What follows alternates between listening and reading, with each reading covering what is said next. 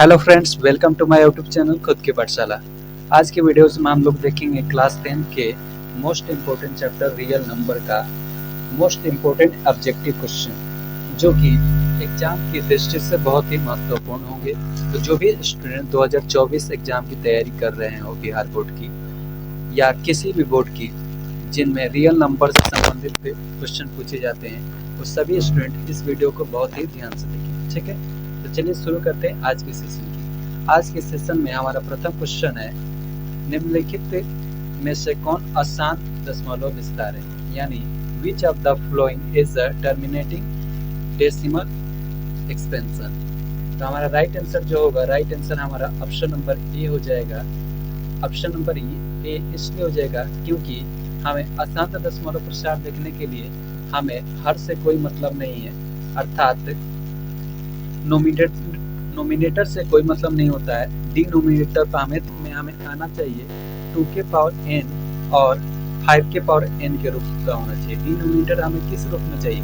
2 के power n और 5 के पावर n के रूप में रहे तो वह शांत दशमलव प्रसार होगा, लेकिन जब इसके रूप का वो नहीं रहे तो अशांत दशमलव प्रसार होगा। हम यहाँ देख रहे हैं कि जब 18 का गुणनखंड करेंगे तो अभाज्य गुणनखंड करेंगे, अर्थात प्राइम फैक्टर करेंगे तो हमें प्राप्त होगा 3 के पावर 2 इंटू 2, 3 के पावर 2 इंटू 2, जो कि इस रूप का नहीं है, इसलिए हमारा राइट आंसर क्या होगा? ए नंबर।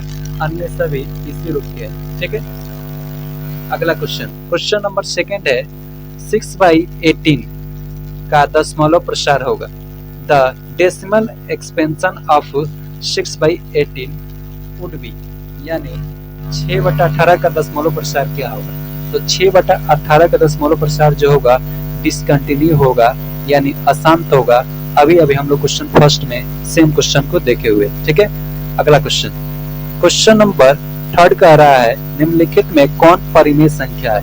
हमें बताना है कि इनमें से कौन सा परिमेय संख्या है। तो परिमेय संख्या होने का शर्त क्या होता है? तो परिमेय संख्या होने का शर्त होता है कि परिमेय संख्या वह पूर्णांक होता है जो p/q के रूप में लिखा जा सके। परिमेय संख्या वह पूर्णांक होता है जिसे p/q के रूप में लिखा जा सके और q did not equal to 0 होना चाहिए। ठीक है, which of the following is a rational number? तो हमारा राइट आंसर जो होगा, राइट आंसर हमारा हो जाएगा बी नंबर। राइट आंसर क्या होगा? राइट आंसर हमारा बी नंबर होगा, क्योंकि इनमें से केवल दो ही हमारा पूर्ण संख्या यानी होल नंबर है, और इसे हम p/q के रूप में लिख सकते हैं। p/q रूप इसका हो जाएगा 2/1, जहाँ q जो है डिड नॉट इक्वल टू 0, यानी q जो है 0 के बराबर नहीं। ठीक है, राइट आंसर क्या होगा? राइट आंसर हमारा ऑप्शन नंबर सी हो जाएगा, अन्य कोई ऑप्शन नहीं होंगे। ठीक है, अगला क्वेश्चन नंबर 4 कह रहा है, संख्याओं 25 और 50 के HCF और LCM का गुणनफल क्या होगा? What will be product of HCF and LCM of the number 25 and 50?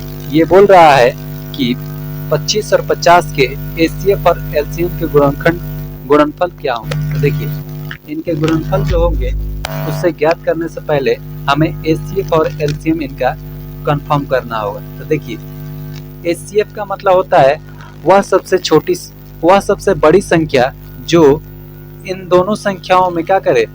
भाग लगा दे। तो वो सबसे बड़ी संख्या क्या होगी? 25 हो जाएगी। हमारा HCF जो होगा 25 होगा, क्योंकि 25 से हम 25 में भी भाग दे सकते हैं और 50 में भी भाग दे सकते हैं। ठीक है, दूसरा है LCM। तो LCM वह सबसे छोटी संख्या होती है जिनसे इन दोनों संख्याओं से क्या की जा सके? भाग लगाए जा सके। ठीक है, तो हम देख रहे हैं कि 50 वो सबसे बड़ी संख्या हमें दिख रही है, जिसमें 25 से भी भाग दे सकते हैं और 50 से भी, अर्थात हमारा जो होगा गुणनफल इनका होगा इन संख्याओं का गुणनफल के बराबर होगा, यानी इनको हम गुणा कर देते हैं 25 गुने 50 जब हम करते हैं तो देखिए हमें क्या प्राप्त होता है। 25 के पारा पर 5 बार पढ़ेंगे तो हमें आता है 125, 125 पर एक 0 लगा देंगे ये हमारा हो जाता है 1250 1250। हमारा राइट आंसर क्या होगा? राइट आंसर हमारा ऑप्शन नंबर बी हो जाएगा। ठीक है, next question. Next question number 5 है, दो परिमेय संख्याओं के बीच परिमेय संख्या होती है। अर्थात बोल रहा है कि दो परिमेय संख्याओं के बीच कितनी परिमेय संख्या हो सकती है। A rational number lists between two rational numbers। तो देखिए, दो परिमेय संख्याओं के बीच हमारा इन्फिनिटिव अपरिमेय संख्या हो सकती है। सपोज दैट आपसे बोला जाए कि 1 और 2 के बीच आप परिमेय संख्या लिखिए, तो 1 और 2 के बीच परिमेय संख्या लिखिए। तो 1 और 2 के बीच आपका परिमेय संख्या 1.1 भी हो सकता है, 1.2 भी हो सकता है, 1.3 भी हो सकता है, 1.4 भी हो सकता है। यानी इस तरह करते करते आपका क्या होगा? इनफाइनाइट तक चला जाएगा। यानी राइट आंसर क्या होगा?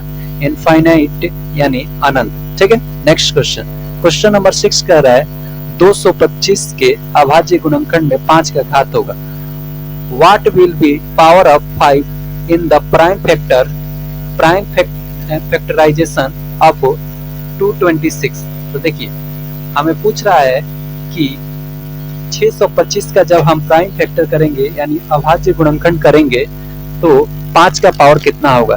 तो देखिए, जब 625 को अभाज्य गुणनखंड करेंगे हमारा 5 का पावर जो होगा वो 4 होगा, क्योंकि यहाँ हम देख सकते हैं जब 5 को 4 बार गुणा करते हैं तो 625 आता है। 5 × 5 × 5 कर लेते हैं, 5 × 5 × 5। तो देखिए 5 × 5 कितना होता है? 25 होता है, यानी 25 होता है। और फिर यहाँ भी कितना प्राप्त होगा? 25 ही प्राप्त होगा। और 25 × 25 कितना होता है? 25 × 25 622 हो जाता है। यानी हमारा राइट आंसर हो जाएगा ऑप्शन नंबर डी। ठीक है, नेक्स्ट क्वेश्चन कह रहा है महत्तम समावर्तन ए बी लघुत्तम समावर्तन ए बी बराबर होगा। यानी the greatest common factor a, b and into least common factor a, b will be equal हो गए। ये पूछ रहा है कि HCF into LCM,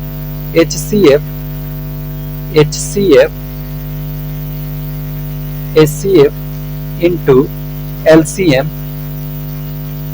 बराबर क्या होता है। तो HCF into LCM बराबर हमारा हो जाता है पहली संख्या इंटू दूसरी संख्या। यहाँ पहली संख्या क्या दे रखा है? पहली संख्या a दे रखा है और दूसरी संख्या क्या दे रखा है? तो दूसरी संख्या b दे रखा है, अर्थात हमारा हो जाएगा a × b। इसलिए हमारा राइट आंसर क्या होगा? राइट आंसर हमारा ऑप्शन नंबर ए हो जाएगा। ठीक है, नेक्स्ट क्वेश्चन नंबर 8 कर रहा है वृत्ताकार पथ पर 3 धावक एक ही स्थान से दौड़ना प्रारंभ करते हैं तो एक चक्कर लगाने में क्रमशः 3 घंटा, 4 घंटा और 6 घंटा लगता है, तो तीनों प्रस्थान बिंदु पर पुनः कितने समय बाद मिलेंगे। 3 runners start running from the same place as a circular track, then I takes 3 hours, 4 hours and 6 hours to complete one round respectively. Which will be the time taken by all the 3 to meet again the starting point? देखिए, ये कह रहा है कि 3 धावक जो हैं 3 घंटे, 4 घंटे और 6 घंटे में किसी सर्कल का जो है वो क्या कर रहे हैं? किसी सर्कल को एक राउंड लगा रहे हैं। तो बोल रहा है कि तीनों जो राउंडर है अगर एक साथ दौड़ना प्रारंभ किए हैं तो कितने समय बाद फिर से एक ही पॉइंट पर तीनों मिलेंगे। तो हम क्या करेंगे? इनका एलसीएम निकाल लेंगे। इनका क्या करेंगे? एलसीएम निकाल लेंगे। तो हमारा जो 3, 4 और 6 का एलसीएम कितना होता है? 12 होता है। 3, 4, 6 का एलसीएम हमारा 12 हो जाता है। यानी राइट आंसर क्या होगा? राइट आंसर हमारा 12 होगा, क्योंकि हम यहाँ देख रहे हैं कि जब एक समय तीनों धावक दौड़ना प्रारंभ करे तो हमारा जो 3 घंटे में राउंड पूरा करता है वह धावक जो है 12 घंटे में 4 राउंड पूरा करके सेम पॉइंट पर रहेगा, और 4 घंटे के स्पीड से जो राउंड मार रहा है वह जो धावक है 3 राउंड मारकर अपने स्थान पे पहुंच जाएगा, और जो 6 घंटे में अपना राउंड पूरा कर रहा है वह धावक जो है 2 चक्कर लगाकर अपने निश्चित स्थान पे पहुंच जाएगा, यानी उस स्थान पर तीनों के किस समय पहुंचेंगे, 12 घंटे पश्चात। ठीक है, अगला क्वेश्चन है निम्न में से कौन अपरिमेय संख्या है। पूछ रहा है कि which of the following is irrational number, यानी अपरिमेय संख्या हमें बताना है। अपरिमेय संख्या क्या होता है, तो जो संख्या रूट से बाहर नहीं आ पाती है या जिनका दशमलव प्रसार जो है शांत नहीं होता है, वो हमारा अपरिमेय संख्या होता है। तो अपरिमेय संख्या यहाँ पे हम देख पा रहे हैं कि अपरिमेय संख्या कौन सा होगा। अपरिमेय संख्या हमारा ऑप्शन नंबर ए हो जाएगा, क्योंकि यहाँ दे रखा है √64/2। √64/2 को हम इस तरह से दिखा सकते हैं। इसको हम काटेंगे तो हमारा आ जाएगा √32, और √32 पूर्ण वर्ग संख्या नहीं है, इसलिए हमारा राइट आंसर क्या होगा, √32। बाकी सभी संख्याएं पूर्ण वर्ग संख्या है, इसलिए ये रूट से बाहर आ जाएंगी, इसलिए हमारा राइट आंसर क्या होगा, राइट आंसर हमारा ऑप्शन नंबर डी हो जाएगा। ठीक है, अगला क्वेश्चन है एक परिमेय और अपरिमेय संख्याओं का गुणनफल अपरिमेय संख्या हो सकता है। Can the product of the rational and irrational number be an irrational number. ये बोल रहा है कि परिमेय और अपरिमेय संख्याओं का गुणनफल जो होता है हमेशा अपरिमेय संख्या होता है। क्या ये कथन सही है? ये कथन जो है हमारा 100% सही है। ठीक है, जब भी हम अपरिमेय संख्या और परिमेय संख्या का गुणनफल करते हैं तो हमारा क्या प्रोडक्ट प्राप्त होता है, वो प्रोडक्ट जो होता है वो हमेशा अपरिमेय संख्या होता है। सपोज डेट में यहाँ हमने 2 और √2 का गुना किया है तो हमें 2√2 प्राप्त हुआ, जो कि एक अपरिमेय संख्या है। ठीक है, अगला क्वेश्चन नंबर 11 है निम्न में से कौन परिमेय संख्या है, यानी हमें बताना है इनमें से कौन सा परिमेय संख्या है। तो हमारा राइट आंसर जो होगा, right answer option number C हो जाएगा, क्योंकि यहाँ पे दे रखा है, यहाँ पे हमारा दे रखा है √27/3, √27/√3, यानी इसको एक ही रूट में हम लिख सकते हैं 27/3। 27/3 को जब हम काटेंगे ये हमें प्राप्त होगा √9, और √9 जो है एक पूर्ण वर्ग संख्या है, इसलिए हमारा आंसर क्या आ जाएगा, 3 इसमें से आ जाएगा रूट से बाहर, इसलिए हमारा राइट आंसर क्या होगा, राइट आंसर हमारा ऑप्शन नंबर सी होगा, अन्य कोई भी संख्या रूट से बाहर नहीं आएगी। ठीक है, अगला क्वेश्चन है 12 नंबर, √3 है, यानी √3 क्या है। √3 हमें बताना है क्या है, एक परिमेय संख्या है, एक अपरिमेय संख्या है, प्रकृत संख्या है या क्या है। तो √3 जो है एक अपरिमेय संख्या है, तो हमारा राइट आंसर क्या होगा, राइट आंसर हमारा ऑप्शन नंबर सी हो जाएगा। ठीक है, अगला क्वेश्चन नंबर 13 कह रहा है सबसे छोटी अभाज्य और सबसे छोटी भाज्य संख्या का गुणनफल है। Smallest prime and smallest composite number the product is, यानी हमें बताना है अभाज्य सबसे छोटी अभाज्य संख्या क्या होती है, सबसे छोटी अभाज्य संख्या 2 होती है। अभाज्य संख्या क्या होती है, तो वह संख्या जिसमें स्वयं से और 1 से भाग होता है। दूसरा होता है सबसे छोटी भाज्य संख्या, सबसे छोटी भाज्य संख्या तो हमारा 4 होता है, क्योंकि 4 वह सबसे छोटी संख्या है जिसमें खुद के अलावा अन्य किसी संख्या से भाग दे सकते हैं, खुद और 1 के अलावा अन्य किसी संख्या से भाग दे सकते हैं। हमारा प्रोडक्ट क्या होगा, 4 दूनी 8, 2 × 4 = कितना प्राप्त होता है, 8, यानी हमारा राइट आंसर क्या होगा, राइट आंसर हमारा ऑप्शन नंबर सी हो जाएगा। ठीक है, अगला क्वेश्चन नंबर 12 कह रहा है निम्न में से कौन सी अभाज्य संख्या है, यानी हमें बताना है इनमें से कौन सा अभाज्य संख्या होता है। अभाज्य संख्या अभी मैंने बताया वह संख्या जिसमें स्वयं से और 1 से भाग लगे। तो यहाँ हम देख रहे हैं 29 जो है, 29 में हम केवल 29 से भाग दे सकते हैं और 1 से भाग दे सकते हैं, अन्य किसी संख्या से भाग नहीं दे सकते हैं, इसलिए राइट आंसर क्या होगा, 29 हो जाएगा, ऑप्शन नंबर ए। अन्य ऑप्शन में देख रहे हैं कि 25 में हम 5 से भाग दे सकते हैं, 16 में हम 4 से भाग दे सकते हैं, 15 में हम 3 और 4 दोनों से, 3 और 5 दोनों से भाग दे सकते हैं। ठीक है, अगला क्वेश्चन है क्वेश्चन नंबर 15, √8 है। रूट 8 क्या है? एक पूर्णांक है, एक परिमेय संख्या है, एक अपरिमेय संख्या है, एक प्रकृत संख्या है। तो देखिए रूट 8 को जब हम गुणनखंड करेंगे तो हमें प्राप्त होगा 2√2। रूट 8 को जब गुणनखंड करेंगे तो हमें प्राप्त होगा 2√2।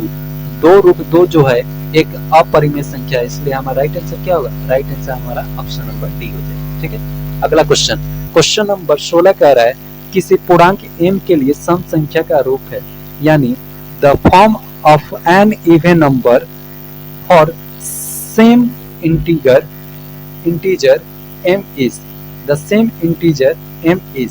हमें पूछ रहा है किसी सम संख्या का रूप क्या होता है। तो किसी भी सम संख्या का रूप जो होता है 2m के रूप का होता है। कोई भी संख्या 2m का रूप का होता है, जहाँ m इक्वल टू हम माइनस इन्फिनिटी से प्लस इन्फिनिटी तक वैल्यू रख सकते हैं। अगर m की जगह 1, 2, 3 कोई भी वैल्यू रखेंगे तो हमें हमेशा सम संख्या ही प्राप्त होगा। सपोज डेट अगर 1 रख दिए तो हमें 2 प्राप्त होगा, 2 एक सम संख्या है।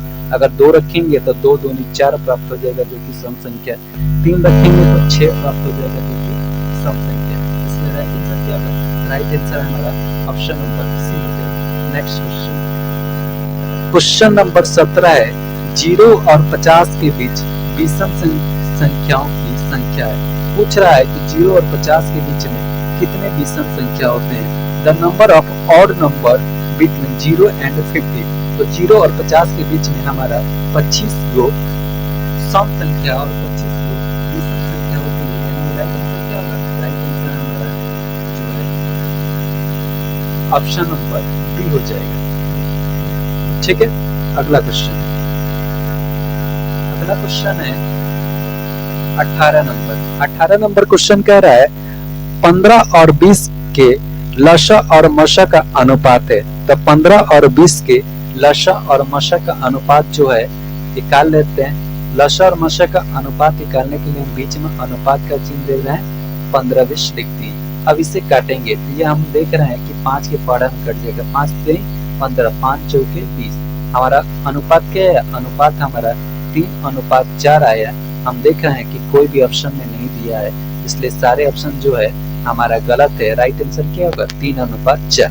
ठीक है, अगला क्वेश्चन नंबर 19 कह रहा है दो संख्याओं a और 18 का लस्य 26 है तथा मस्य 2 है, तो a इक्वल टू व्हाट? यानी a का मान हमें ज्ञात करना है। The log of 2 number a and 18 is 36 and the HCF is 2, then a equal to what? तो हमारा a बराबर हो जाएगा, हम जानते हैं कि पहली संख्या गुणे दूसरी संख्या बराबर क्या होता है? लसा गुणे मस्य, यानी HCF इंटू LCM। हम 26 और 2 का गुणा कर देंगे, इंटू में हो जाएगा a इंटू 18। जब इसे काटेंगे तो 18 दूनी कितना होता है? 36। 18 दूनी 36, 2 मार्क में कट गया, यानी a बराबर कितना आ गया? a बराबर हमारा ये 2 इंटू 2 इक्वल टू 4। 2 दूनी 4, तो हमारा राइट आंसर क्या होगा? राइट आंसर हमारा 4 होगा। ऑप्शन में नहीं दिया है तो ये भी सारे ऑप्शन हमारा रॉन्ग है। ठीक है, अगला क्वेश्चन नंबर 20 कह रहा है यदि p तथा q दो अभाज्य संख्या है तो उनका मस्य है। बोल रहा है कि p और q दो अभाज्य संख्या है तो उनका मस्य है। मस्य दो, हम जानते हैं कि दो अभाज्य संख्याओं का मस्य हमेशा 1 होता है।